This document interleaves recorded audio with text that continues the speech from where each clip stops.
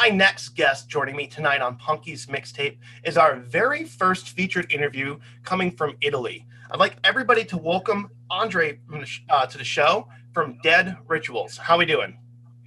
Thanks for having me. Cool to be here. Oh, How's it going? it's going really good. Really good tonight. Can't complain on my end. And how are you doing? Nice.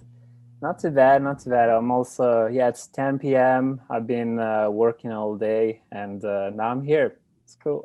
Well, thank you for finding some time, even in the late hours, to accommodate and to be on the show. We really appreciate it. I'm a night person, so that's much better for me, Perfect. I think I get maybe 4 hours of sleep a night. I'm up really early. I'm up really late, and I get a couple hours of sleep, and then I just keep moving. Yeah, it's a struggle for me because my mind starts racing. I get ideas of music, things to do. I keep reading Wikipedia pages at random all night long, and I never get to sleep. So I try to be healthier and sleep more. And it's maybe one day. It's hard when you're in that creative process and you just start looking things up, and your mind goes from one subject to the next subject to the next subject. Yeah, that's true. So you're from Naples, Italy. Our very first guest from Italy on the show, so it's very exciting. Yeah, I'm honored. It's cool. I was born here in Naples, but I've actually just moved back after about 15 years. So I've been abroad for a long, long time. I was in Sweden, the States, and Australia, and then I decided to come back just before the quarantine. Well, that's really cool. Well, yeah. I would jump on that a little bit more in a second. But for my guests that may not be familiar with Dead Rituals, tell us a little bit about your project and about the music that you make. Yeah, so my project started out as just myself recording songs on my laptop, and then eventually became a full band with friends and collaborators. And my idea, I love punk rock music, but I also like shoegaze. I like aggression in music, but I also like soundscapes. And I try to combine those two worlds together and see how far I can take it with no rules, basically. So I try to do that. I think that really, really shows in your music as well. There's definitely this almost beautiful dissonance happening with it. You have this amazing way of creating these nice little ambient moments. But as you said, you kind of come in with this aggression and ferocity. And you really can see those two worlds coming together. Thank you. I'm glad that it shows because for me, my love for shoegaze and all that kind of ambient sounds, it comes from the fact that, to be honest, I'm a pretty crappy guitar player. I cannot do a solo, I cannot do any of that stuff. But with those effects, it kind of fills a space that where I lack with techniques. I can create a deeper dimension to the music and still keep it simple while I play and sing and play at the same time. So when I discovered My Bloody Valentine, that kind of music, at first I was like, you can do this with one chord or two, and then the pedals do the work for you, so you can just sit back. Yeah. Well, so I think that's with any musician. You know what your capability are, and you know what your limitations are too. And ones, we'll find tools in between in order to get the end result that we want. I kind of like your description of why heading to shoegaze and having the extra effects kind of be able to pad the things that you aren't capable of doing. Yeah, it's interesting because when I was a kid, about maybe 14 or 15, I was into a band called The Ataris, which is like a pop punk band. At some point, they made this album that basically moved from this Green Day, Blink-182 type sound into a very dark shoegazy sound, and that's kind of how I discovered this entire new sonic. I don't know, this entire new style of music, basically. And to me, that's still punk. It's just it sounds different. To me, the same attitude, it's just, it doesn't matter what instrument. Oh, nice cat, by the way. Yeah, he jumped in to say hi. Hello. Yeah, it's not about the instruments or the sounds. It's just about what you put in the song, I think. And I think you can be punk with a ukulele and vocals. Like, I completely agree. It's more of a mindset. It's an ethos as compared to, yeah, say a general style. It's a way of life, it's a way of thinking. And I feel the same exact way about even my electronic music. It's always punk all right. in root.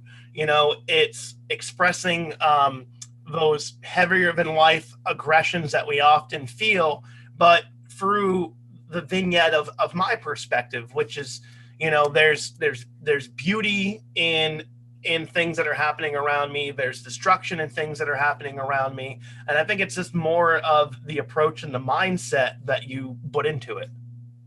Yeah, that's for sure. Yeah, totally agree. And, for me, that's the one thing that makes me like music, no matter what kind of music. It's just what you said. It's about like how you translate what you feel into the music you make. And it doesn't matter if it's electronic, if it's just vocals, a cappella, just as long as there's some like an authentic approach to what you're doing. To me, that's what I call punk, just because I grew up listening to that kind of music. And that's the first time I felt that way as a kid. So I keep calling it that punk feeling, but it could be anything as long as it's made with some sort of passion. And, it's as long as that's you, it's your music that should be you, I think. No, I definitely agree with that. If you can put like a raw passion and honesty into your music, and with that sense of ferocity and rebellion and nonconformity, I don't think it matters. If like you said, if you're playing a ukulele, or if you've got a full band with screaming, wailing guitars and Marshall Hass stacks, I think it's still under all the same umbrella. Yeah. So did you start out making electronic music, or are you coming from a band background? Came from a band background, and then I Cool. started getting into producing when I went to film school, because there was just it was the early 2000s, and there was a complete Right. lack of non-copyright music that we had access to, so I ended up just scoring a bunch of friends projects and shorts. And then I realized, because just the love of electronic music for years, and I was like, shit, I really like doing this. That's cool. Yeah, it's a little bit like what we were saying before about like limitations breed creativity. And in your case, there was no music to be used that was copyright free. So that was your limitation. You started out an entire new thing, which that's cool. It's an opportunity to do something new. Well, absolutely, and that's the thing is with like necessity. I say it all the time. Necessity is the mother of invention. When you need Yeah, something in the moment, you're gonna find a way in order to produce the end result that you want. I didn't go into it thinking that 15 years down the road that I'm gonna be playing festivals and different shows and stuff right. like that. Like I never would have thought that. And the time is just like, holy shit, this short has no music whatsoever. We need to get something on this. So it was very like in the moment. I didn't think of building a DJ and an electronic career out of it in a moment. It just kind of blossomed into that over several Yeah. years. It's like a snowballing effect. Oh, This absolutely. happens. And Yeah. I just kind of went where the road took me. Where I was doing this, in film school in Boston, then moving back up to Maine, and been playing in bands, and then really um, surrounding myself with so many different musicians, from punk, metal, and hardcore to electronic artist to folk artist, and then just realizing that I really wanted to start getting my name out there on my own and producing my own music and That's just cool. put myself out there. And eventually somebody said yes. I jumped on a ticket, and was the opening act, and then it just kind of built from there. That's cool. Now, what So about with you're from yourself? How Boston. did Dead Rituals all get started? Well, I've had this idea of combining like punk rock with other styles ever since I was like 17 or 18. And I started traveling around the world. So I couldn't really hook up with any musicians on a permanent basis. I was in a few bands, but I was more like the person joining the bands, because I was always like the last person getting there because, you know, everybody knew each other already. I'm just the the guy who just showed up and joins the band. And that was fun. That was really, really fun because I played music on my own before I had an acoustic solo project, and I toured a lot throughout Europe. But to be fair, to be honest, that was really depressing because, you know, being on your own with just an acoustic guitar, it's just not as engaging for the audience or for myself. There's just not a lot happening. The songs are nice, but just I didn't really feel like doing that anymore. So I kept writing my songs, but I never brought the songs to any other band because they were just not a good fit for what we were doing. And eventually, when I was in New York, I decided I had more of a stable living situation when I lived there. So it was about time to start recording something, and I decided to make it happen. And my first EP was just me recording it in random rooms. And what I like about it is that in the drums and the guitars and vocals, you can really hear, like, at least I can hear because I know about, you know, the reverbs from the different rooms and all that stuff. You know, to me, that's a fun thing to remember when I listen to the songs. And it really is, especially when you can just feel those little memories in there, and you can audibly hear the difference to yourself personally. And that's the thing, especially when it comes to reverb and miking and things like that. Room size has a ton to do with it. You know, the amount of space Yeah. that you have or the lack of space can be the biggest difference on a track. So now That's that for you said sure. that, so that was the self-titled EP that you were talking about. Yeah. The I'm self-titled. gonna throw on my good headphones. I'm gonna really try to sit to see if I can really start to dissect the room tones, and Yeah. I'll let you know which one I think is like the biggest Yeah. space and the smallest space, because I'm curious now about that. There's actually, I'm gonna tell you this story because it's really fun if you gotta try to listen for it. But the song "Run" has got some rim clicks with drumsticks and some other, you know, tambourine and small little percussion. And the way I recorded those, basically, my next door neighbors had moved out, so the house was completely empty, and I noticed that they left their balcony open. So I just sneaked into the empty place with my audio interface and a mic, and it was this enormous reverb from this empty apartment.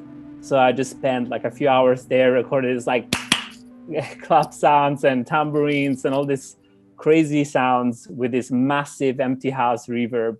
And I risked my life climbing this balcony for just like a silly little tambourine hit. That's really cool. So not Yeah. not only did you get creative with your soundscaping, you also did a very punk rock thing of going to a place that you shouldn't have Yeah. been, and in this case to record. That's really awesome. And that's on the Oh track yeah. Run. Yeah. It's on the truck run. And yeah, I think so. Yeah, I think it's ended up only on that track that I used that stuff just because uh, with that song I wanted to have more of like a simple percussive structure rather than a full drum kit. I just wanted to do something a bit more primal, you know, just kick and snare and some percussion, things like that. Just a little bit more of a raw, simplified, Yeah, minimalistic yeah, sound on there. Just really yeah. get the heavy rhythms through. That's true. Oh, that's It's funny really how, cool. So, yeah, that so was you it was a cool recorded memory. all of Run in Brooklyn? Yeah, I I mean, recorded the that in self-titled Brooklyn. rather. Yeah. Well, I recorded it like I don't record one song at a time. I just usually record the songs, let's say like the skin and bones of the song, like the shell of the song comes first. But then I keep changing my mind on arrangements, and you know, I keep changing my mind on what guitar parts I'm gonna put in the song. So I usually record an overflowing amount of tracks. Like I record like close to 200 tracks of Wow. vocals, guitars, drums. And then so because of this I recorded it all over the place. So there's some vocals in Australia, some vocals in the US, some here.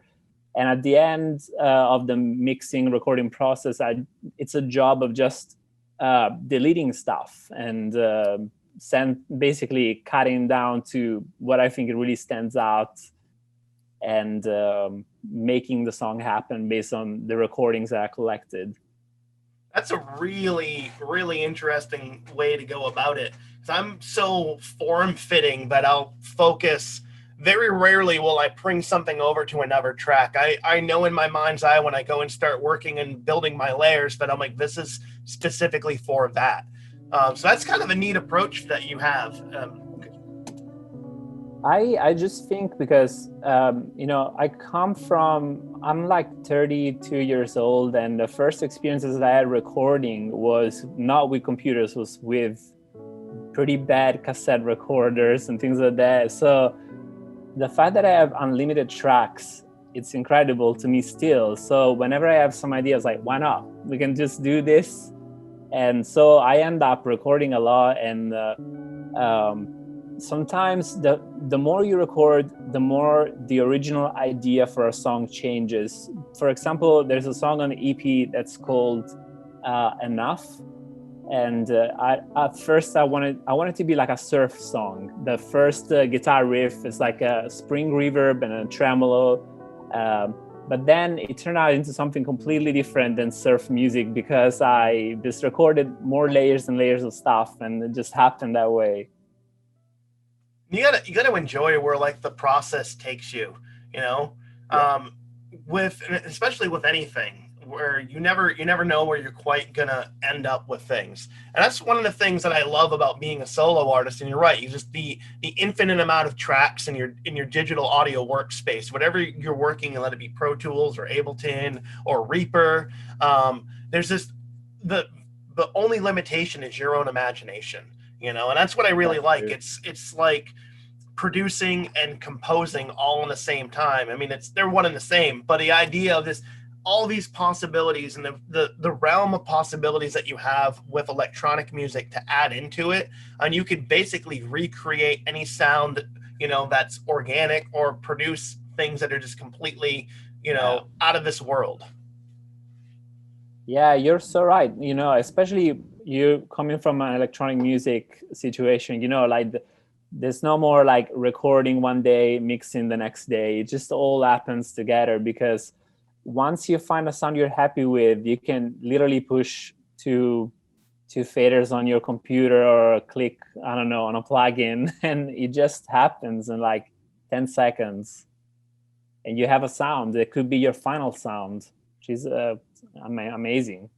Sometimes it's just happenstance. You're just going through and you're just Yeah. kind of mixing around, and then you're trying different things, and then just, you know, it's that kind of voila, a Yeah. miracle moment. You know, just everything lines up, the universe lines up around you, and it's a happy accident. Could you Yeah. go back and replicate it? In my case, probably not likely. Yeah, but, and also sometimes what happens to me as well, sometimes things break in the middle of a take. Like I've had pedals break in the middle of recording a guitar part, and the sound that came out was incredible, and I could never replicate it because the pedal is never going to break in that moment that way ever again. So I also like to collect these sort of happy accidents that happen when you record and things go sideways and you can't control it. But sometimes it's amazing, and sometimes it's a keeper.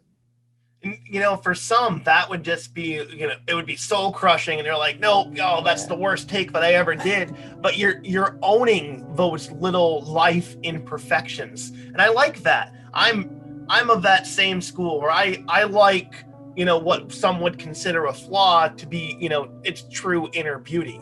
You know, I can see the kind of the beauty in the everyday, you know, mundane, especially when you have something so chaotic happen that you couldn't plan for it. You know, those types of moments, like you said, it could take a track an entirely different way. yeah, yeah. Like you said, it's beautiful, but in a way that it's less obvious. You know, like say a picture of a beautiful landscape by the ocean. You know, that's obviously beautiful. But then, to me, you know, you can take a photo of a dark alley with cracks in the wall, and that can be beautiful in a different way. And it's kind of like sounds cheesy, but it's the same concept. I think it's just a beauty that maybe it's not obvious, but it's still there. And like you said, it's like you said, it could be a dark alley, something that might seemingly Yeah, to what you think is a beautiful aesthetic, but yeah, there's beauty in that darkness. There's in that dirty sort of decrepitness and in that dark corner, there's it can create so much of an end result. It can get your imagination going. And I find beauty in those moments, where other, might find it a little bit jarring. Um, I think that perspective, to have that lens on the world, is great, because you're going to be just whimsically surprised and taken aback wherever you go in the world. That's true. If you're Yeah, looking for big agreed. landscape moments, that's all you're ever going to be trying to see. And then you kind of don't see those small, almost auspicious moments that would completely pass you by if you just weren't looking, with just complete, open eyes. That's true. Yeah, just I think to me it adds a more personal dimension to the experience of also making music. Like when someone is gonna hear my song with the broken pedal parts, nobody's gonna know that that's there, but I'm gonna know. And to me, that's like part of the experience of making that music. And to me, a part of the beauty of it is that like that's something that I can listen to it and I can takes me back to that moment in time that I was there and that happened. It's cool to have in Well, your life. it's like I said, it's not everything is always like a big cinematic moment, and Yeah, there's beauty in the randomness of life, that those chaotic moments and stuff like that. So I personally find that inspirational as well, because like it's a story, and not every story is always, a amazing happy ending. Sometimes things just sort of end in life. You don't have closure. It just sort of yeah, happens. But as you get some retrospect and you step away a little bit, you can see, um, like, as to put it lightly, the beauty in those moments. So that's true. and Yeah, I that's find that very inspirational. And it kind of leads me into my next question here. You're right. you're a very, very eclectic artist, and Thank you. and you can definitely tell that within the diversity in your music. And one thing that really caught my attention was your cover album. Now, many people can do, a cover song, and they usually kind of play it safe. But in this case, you kind of took a handful of covers from a handful of some similar but very diverse artists and truly made it your own. I want to talk a little bit about your cover EP. Tell me a little bit about that and your choices for covers. Yeah, that came about when the lockdown started here in Italy, and I was in the middle of working on new original music. But at this time, I really did not feel like putting out any of my music. I don't want to release any original music because there was a situation where every other band was releasing like lockdown songs and things like that. So I didn't feel like, no offense to any of those artists, but I think music should be something like a escapism, or something that doesn't make me think about the reality of what's going on. So instead of making music that that responds to that situation, I was like, let's have some fun, record some covers of songs that I love, and see what happens. And that was also for me another purpose. Was I just got a new studio space where I also live, and to me it was a way to get familiar with this new recording environment. So I tried a lot of new ideas doing the cover songs. And And you really you you picked a handful, one of great artist. um and starting right at the top of it, you did a very unique cover of Nirvana's All Apologies, yeah, um which is phenomenal. Now, thank you. did you pick them, or is this like a handful of some of your favorite artists? Yeah, definitely. Songs that I've been kind of loving ever since I can remember being able to listen to music. I love Nirvana, especially that album In Utero, or however you pronounce it. I never quite know, but yeah, I just to me, it's I could never be Kurt Cobain or none of the artists that I'm covering. So to me, I'm not trying to do a verbatim cover. I'm just trying to play the song as I hear it. What would this song be like if I had written it? So I get that song and I try to give it my own perspective. And I basically I did songs for I covered Nirvana, Blink 182, Radiohead, Paul McCartney, all artists that maybe have nothing much to do with each other stylistically, but to me, they're sort of part of my musical vocabulary growing up, the stuff that I listened to. So it made sense for me to put them all together. And that's what I like that, and it's really it kind of it reflects like the embodiment of like what we do here on the show. Is this there's all these different facets that I grew up with, and I hold them so dear and near and dear to my heart. And you truly kind of took the ethos of what we do here and you put it into a cover album. I was just blown away by that. Now, and you had That's cool mentioned to that hear. you cover Radiohead, and Yeah. even with like Kurt Cobain or vocalists like Tom York, they're incredibly hard to replicate. So Oh yeah. it's very relieving to hear that your approach was, what if I wrote this song? Because Yeah. there are a million artists out there that will try to do a cover song that's a near picture perfect replica of the original, but I don't really see that as doing anything safe. I mean, doing anything different or taking a risk. It's playing it safe in its entirety. The funny thing is that it's not just artists, but there's also listeners. There's this a whole category of music fans who love to listen to verbatim covers, and I get a lot of comments from people say, "Hey, this guitar sounds nothing like the guitar on Nirvana," so like things like that. Like some people really like, I guess, some people really like the skillfulness in crafting a cover that's just identical to the original, just to see how, I guess in a way it kind of humanizes those bands, because you're listening to that cover and you can say a guy on YouTube is doing that, so that means that it's sort of like a human thing. It's not just that these artists are gods. Somebody can do a cover, but for me I don't really go by the way the original songs sound. For me, I love the songs, and I want to just my output is the way the song can relate to what I do. And I think in my view, you already have the original song to listen to that way, so I might as well do it differently, like a completely different version, so it's not a copy of something that's already out there.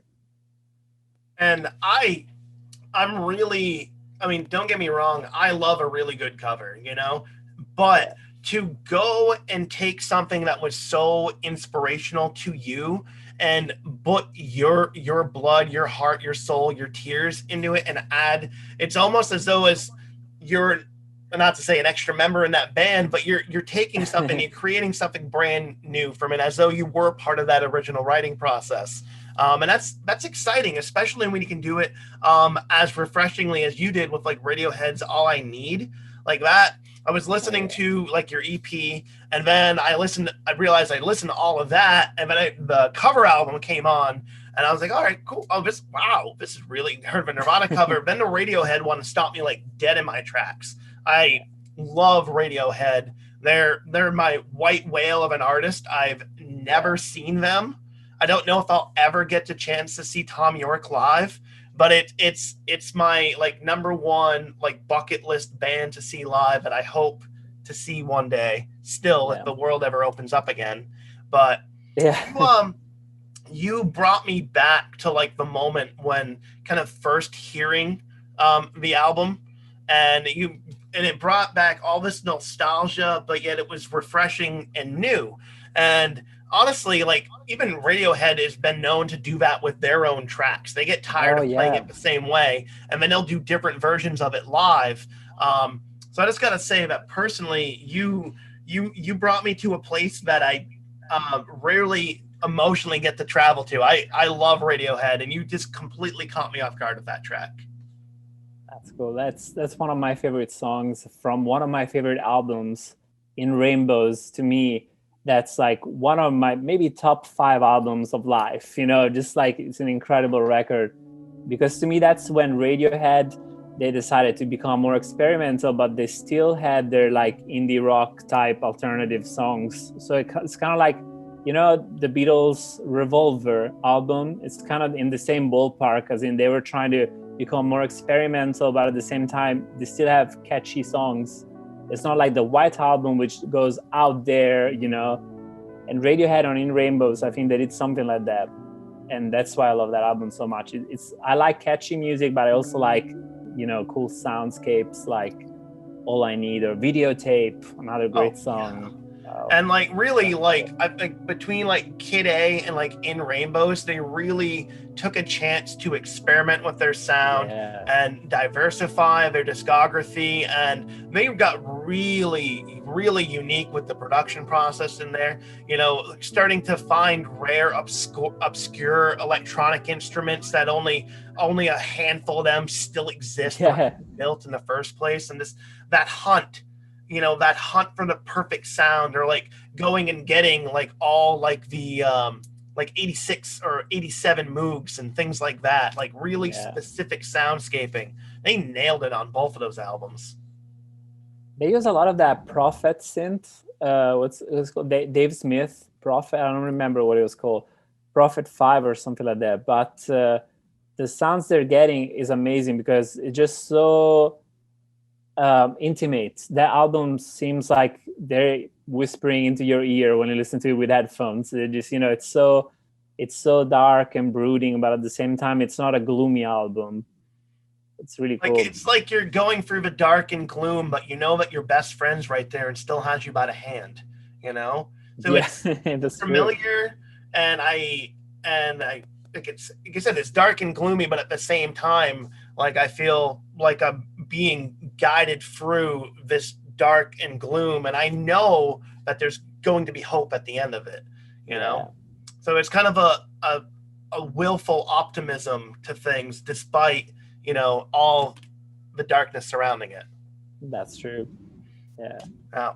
Oh, wow, that's 2007. It's been like, seems like yesterday the album was released. It's a long time ago. It really does. And I can even like remember like the web campaign. I remember like when that came out, that was a Choose Your Own Price album. Yeah, I remember that. That was big for the time. That was before Bandcamp. Yeah, way before Bandcamp. Like, no, go to our website, name your own price because we love you that much as a band.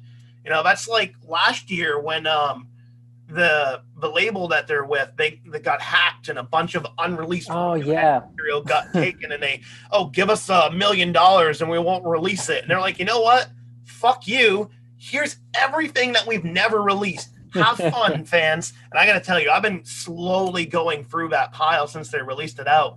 And it's amazing. It's neat to hear, you know, like the alternative versions or the starting points of like what tracks were and stuff like that. And like like hearing like the bits of like Hail to the Thief before they pieced it out. It was really neat. And on top of that, the integrity of a band, not to one given to ridiculous demands, but also to be so committed to their fans. They're like, oh, here, we'll just release it anyways. That's fine. Great move on their part, for sure. Really was. It really was. Now, have you, for your travels, gotten to see them live? I don't want to like brag or act like that kind of guy, but actually I met Johnny Greenwood one time, but I've never seen Radiohead live. But I got to talk to Johnny Greenwood for like 15 minutes, and it was the most awkward moment of my life because I didn't realize who he was until the last 2 seconds of our conversation. And I was in this guitar shop. I bought a new guitar, and he came up to me and said, you know, congrats, your new guitar. It's a cool guitar. And I started talking to this guy, like, you know, talk about music a little bit. And I asked him, do you play in a band? And he was a little bit like weirded out that I asked that question. And then at some point, I don't remember exactly, I went down and said, yeah, I play in Radiohead. I was like, all of a sudden, everything came to me, you know, like, oh my God, that's Johnny Greenwood. Oh, so it was, yeah. You gotta love how those life moments just happen sometimes, you know, and it just completely catches you off guard. Oh, man. Yeah. But had you have known, you might have froze up even more. But I mean, what do you even say to Johnny? I don't even know how to. I talk to artists every single day, and there are some that I feel like that I would actually get a little starstruck with. I just kind of be taken aback. You're totally right, because the moment that the cat was out of the bag, Johnny Greenwood and I just stopped that conversation, because I froze because what can you say to Johnny Greenwood, like. But before, like, I thought it was just some dude in a guitar shop that saw me buying this guitar. We geeked out about guitars, and there's no wall in the middle, because when you're having a conversation with someone that you think it's kind of your peer, it's different from when you're having a conversation with someone you really look up to, and you really like. At that point I didn't know what to say, so the conversation kind of died out. We said bye, and that was over. And that's all honestly, all you can really do. Especially when it's caught off guard in those kind of most amazing ways. Yeah, that's really cool. That's honestly kind of how I felt when with Dead Rituals coming into my email. I was just like just completely blown away, caught off guard. And I was like, all right, this is really cool. I gotta get Andrea on the show so we can talk and learn a little bit more about it, because I can see all the varying influences just because of dissecting it down from the punk apes and the ethos to the electronic element to the shoegaze element. And it's incredibly exciting to me to find an artist that's so eclectic and refreshing at the same time.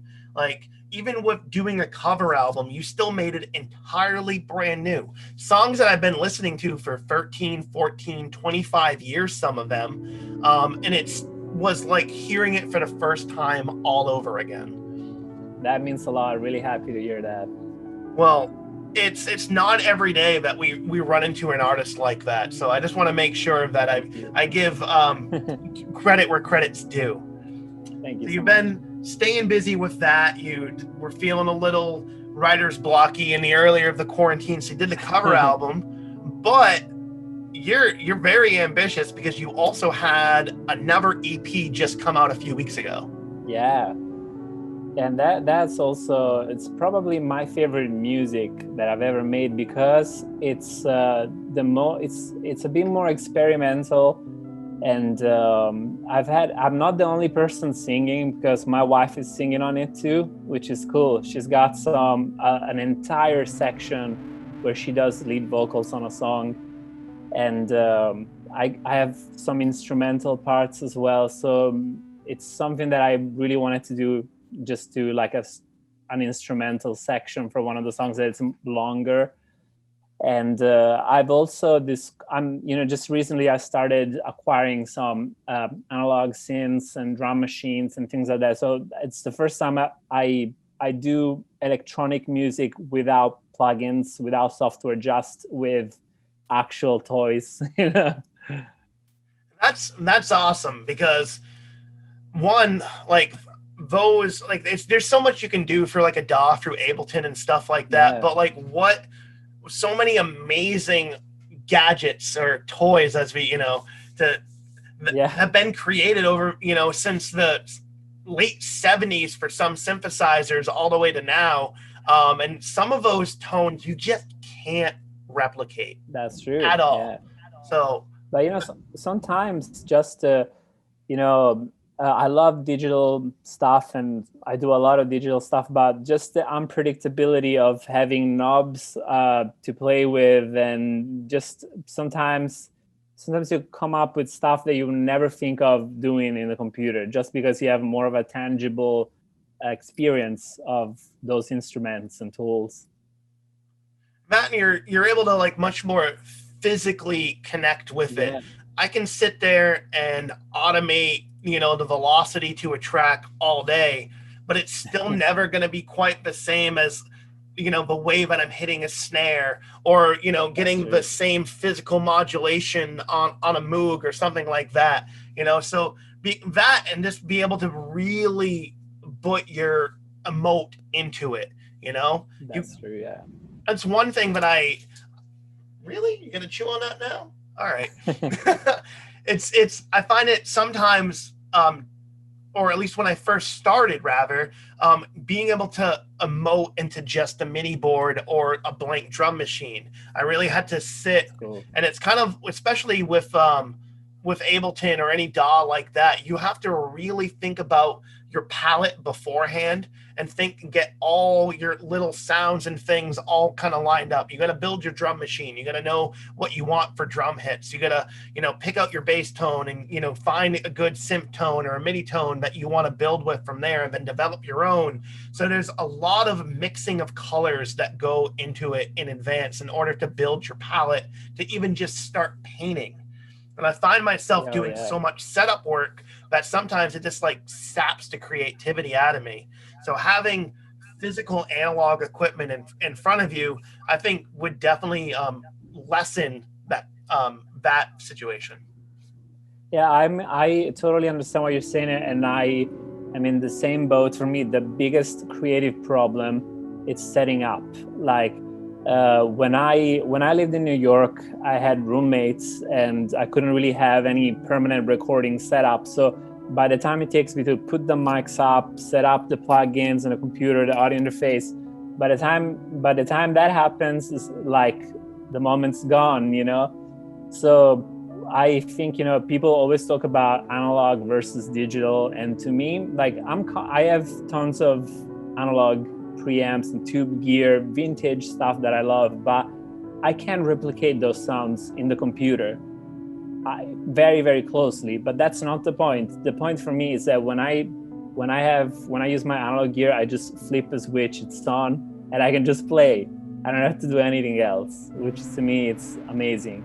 And also, it's not taxing on your computer's CPU. So you can have tons of effects running and you still have a computer running without issues, which is, to me, that's the real benefit, not just sonically. Absolutely. I burnt out like my first two production notebooks. I almost burnt out my other production PC until I built this one this year because I was getting into that problem in the Ableton is I had all these plugins going and I'm pushing like 40, 50, channels on a single track. And I have all these things happening and all these different audio effects. And then my processor just completely maxed out.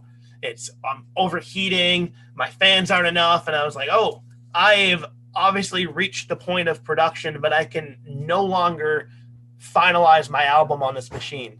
And that's not for when you get to the point, it's exciting, but also if you don't have something else lined up, I was very fortunate to get a new PC built. It was mortifying because one day I'm working and it just boop, all shuts down and it won't power up.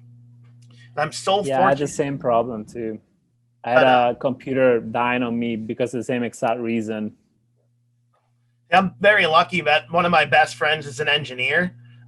So I just brought the tower to him and it's incredibly embarrassing. He's like, oh no, this thing is fine. It's just filled with cat hair because I don't have a roommate situation, but I can't leave gear out because of my cats. Sit on it. Yeah. So like now I've got a cover for my PC and I have to break down my mic and my camera and my mixer and everything and put it all away because it's just if you're an animal lover and a musician, you know that animal hair is just a killer to gear. Oh yeah. It really is because it connects with dust and then it covers all of your vents and then everything just overheats. Yeah, I lived in a house with a cat about 1.5 years ago, and I still find cat hair in some of my guitar, under the pick guards and things like that, or, pedal boards, things like that. There's cat hair everywhere, and I'm in a different country now, and they came all the way with me. You're still getting haunted by that one cat. Yeah, it's a real problem, and that's the thing. It's like I love doing what I do musically, but I also really love my pets. So like for leaving a tower out, I'm like, oh, it should be fine, but no, it was bad. I used to be a cigarette smoker too, and that PC was from when I was a cigarette smoker. I would sit there and just chain smoke and just work on tracks endlessly. I know how bad it is, but looking in there, I was just like, yep, this is what you get, Punky. Yeah. Yeah, but it's worth it because having a pet like a cat is just good company, and I think it's probably worth a few cat hair into your equipment. And honestly, the one who keeps interrupting the interview, Toki, he's the executive producer on everything I do. Oh yeah. Whenever I'm working on tracks, I know I'm on something good if he's coming over and bugging me. Usually he'll let me know what he likes. There's That's whenever I awesome. do like practice, I have my big PA speakers and stuff. He'll just sit on top, and if I'm playing a good set, he'll hang up the entire time. If I start to bomb and just start fat fingering and or just he'll let me know if he walks away. He's the best judge of character on whether or not a track should make it to my album. Tough audience. He is. He's Yeah. a very fickle feline. So I hold his opinion very dearly, more than most humans. Yeah, I was all my life I was not a cat person, but living with that cat I was talking about before really made me reevaluate cats, and now I love cats because they're so interesting. They're independent, they have their own personalities. They want to be near you, but not too much. At some point, they want their own space too, and I find them really interesting to see what they do on in their own time. Kind of like they have something feral about them compared to dogs. They still have that wild instinct. Oh, absolutely. Yeah, Amazing. you could definitely with like because I always grew up with dogs. I had dogs for years, my entire life, up until a little over a year ago. I had my own dog on my own. She was 13 when she passed. Now we just have the Same to cats, hear. and I'm noticing the cats in a new light because I've always had a dog and a cat, never cats alone. So you're seeing Right. that feral nature. I always say like cats, they don't abide by the laws of nature at That's all. true. I think they're little fourth dimensional creatures that can somehow slip in and out of reality because sometimes I have no clue where they come out of or where they got something. All right, I'm just like no clue. So Yeah. it's just one of the many mysteries of the world that I'm okay with. Yeah. But this cat in particular was brutal because it was an Australian cat, so I was used to dealing with snakes and crazy spiders and things like that. So I've not seen this cat uh, fighting a snake or anything like that, but I've heard stories of this cat like bringing home a poisonous snake that he had killed. But I've seen the cat finding, I don't know, if once he found like a mouse and it was just playing with his mouse, was still alive, things cats do. Well, that's the thing. Is like cats are like one of the few creatures on Earth that will kill for sport when they're not hungry. And Yeah. where I live in the middle of the woods of Maine, we get that too with like garter snakes and sometimes, unfortunately, squirrels and mice and stuff like that. And they're just do it for sake of doing it. I'm like, you are a brutal little thing. I couldn't imagine. Like my cats are wimps in comparison to some outback Australian cat that's just out there kicking ass, fighting camel spiders and poisonous snakes. Mine would just crumble in the face of that danger. Yeah. Yeah, it's crazy out there. So, the album came out on the 23rd. What was the name of this new EP? I'm very, very creative with EP names, so it's called Two. Oh, Yeah. I just did not feel like giving a title to this EP as well because I just want the songs to speak for themselves and the songs have titles. So I didn't want to have a title for the EP. So because it's three songs and one acoustic version of one of the songs. So it's like a small release, but yeah, I'm excited about it because especially the acoustic version. Basically, one of the songs is electronic, almost entirely electronic with no drum machines and a lot of synths and things like that. And then I made an acoustic version that has nothing electronic whatsoever of the same exact song. So it's interesting to hear how the same exact song compares in different styles. that's really neat. I'm really gonna be looking forward to checking that out. Yeah. Especially it's hearing like just a stripped down version of it, as raw and Yeah. as organic as you could get. The cool thing about this EP as well is that, being more settled here in Naples now, I've had the opportunity to have guests playing on the songs. So I've had a friend of mine who's actually the only European shamisen master, which is like a Japanese instrument. And he's the only guy from Europe who actually went to Japan and got some kind of certificate. He plays in a band called a shamisen orchestra, and he's basically making like progressive rock with this one, like, I don't know, I don't remember how many strings, but like 3 strings Japanese instruments or something like that. Sounds like a sitar, but with only, very honky attack, So I got this instrument on one of the songs. I have other people playing guitars, drum and bass, just so that it's not just me. It's just different footprint of sounds. And I like to just get people in and tell them, see, this is the song. You just do whatever you want. Just go crazy. And then later, like I said before, the same process, we edit things out, or, we see what happens. But I like to have people do stuff on the songs that I would never think of doing, which is cool. That's a really interesting way to go through the collaboration process, because a lot of people are like, here's all the notes, here's the keys, here's the scales, Yeah. here's everything. And what I'm really looking for is just for you to play a second version of what I did, you know? But I think that's really neat to just allow the people that you're collaborating with to just feel where it is and then add their 2 bits and then add and modulate and edit down later. And then even then, that's its own different re-evolution of the song, and it's just snowballing from there. I really like that idea of going about that process. For me, that's the whole point about collaboration, because I can play drums, guitar, bass, keys, and vocals.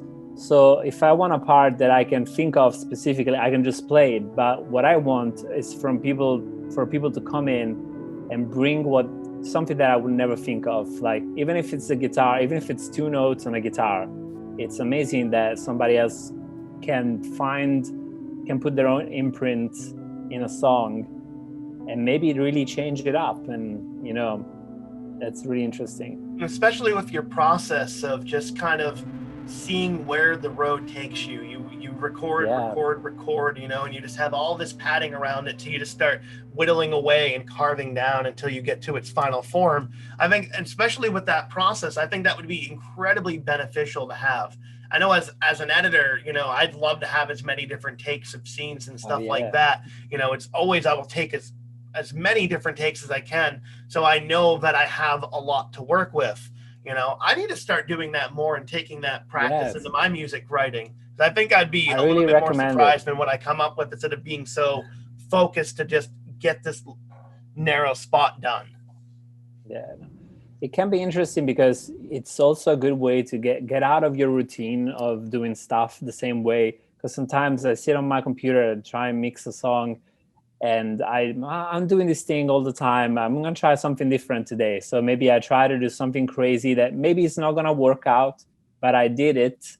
So I broke from my usual flow, and I can learn from doing that, even if I'm not going to use whatever I did, That's really cool. And it's been really awesome to get to learn a little bit more about your process and just more about your music and you as an individual. This has been awesome. And I'm so glad that we could take some time, get to know you a little bit more as an artist tonight. Really fun. Where can we find your music online? Yeah, I'm on Spotify, Dead Rituals, Spotify, and Bandcamp mostly. It's on other streaming platforms as well, but Apple Music and all that. But Spotify and Bandcamp, probably the best ones, because they're the ones where I try to push a little bit more. And I'm on Instagram at Dead Rituals. Facebook is there, but it's, Facebook is not very active these days. I get more interaction from like music groups, how we ended up crossing paths through there than any sort of direct advertising for the show. That's true. I find just engaging people in music groups is like the most beneficial thing that I'm getting from Facebook right now. Yeah, the way they change it up, it's almost like you got to be in a group in order to really benefit from a community connection or something, because people liking your page, it's almost as if they don't even see what you post anymore. It's strange. It really is. And, I'm just thankful that there's options like on Instagram You know, Yeah. I find a lot more interaction with, you know, friends of the show and stuff like that than as compared to with Facebook. People actually are seeing that. I find if I look through Facebook now, it's like, oh, posted 3 days ago, posted 5 days ago, posted Yeah. 6 days ago. I'm like, is anything even relevant happening? You know, and That's true. it doesn't show me like even an iota of the people that I follow and the music that I'm into, you know, and I have to specifically go and search just to find what's going on with some of, you know, the friends of the show. That's true. Sometimes it's hard to keep up with all these platforms, but you gotta do it. It is, you know, so it's nice to Yeah. be able to, you know, to have a nice organic face-to-face conversation and all the Yeah. hustle and bustle and algorithms and all the things happening around us. So thank you so much for coming and hanging out on the Yeah. show tonight. Thanks for having me. This has been an absolute blast. I'm excited to be Yeah. able, we're going to do a deep dive for your discography tonight, do a handful of new ones and some covers in the self-titled EP. Andre, any final thoughts before we part ways? Thanks everyone for checking out this show and listen to my music. Hope you like it, and if you do, let me know. Love to hear from you. Love to hear what you think, and thank you for the awesome conversation. Well, this has been wonderful. Don't be a stranger. You're part of our big Misfit family now. So, you know, feel free to drop us a message, send us anything new that comes out, any videos. Don't be a stranger to us. Will do Thank you for so sure. much. It's been an absolute blast.